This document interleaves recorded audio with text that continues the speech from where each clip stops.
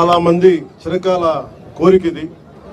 ఎన్నికల ప్రచార సమయంలో అందరూ అడుగుతుంది 30 పడకల కమ్యూనిటీ హెల్త్ సెంటర్ని దాదాపు 100 బెడెడ్ ఏరియా హాస్పిటల్గా అభివృద్ధి చేయాలని అందరు కోరిన మీదట ఈ రోజున 30 అంచనా వ్యయంతో నిర్మాణం జరిగింది.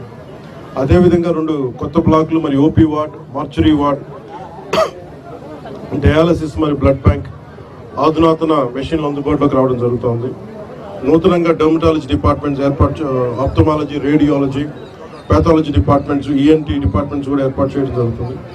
దీని ద్వారా పిఠాపురం నియోజకవర్గం ప్రజలకే కాకుండా ఇక్కడున్న 3 లక్షల ప్రజలకే కాకుండా చుట్టుపక్కల 6 మండలాల ప్రజలకు కూడా చాలా మెరుగైన వైద్యం అందించడం జరుగుతుంది.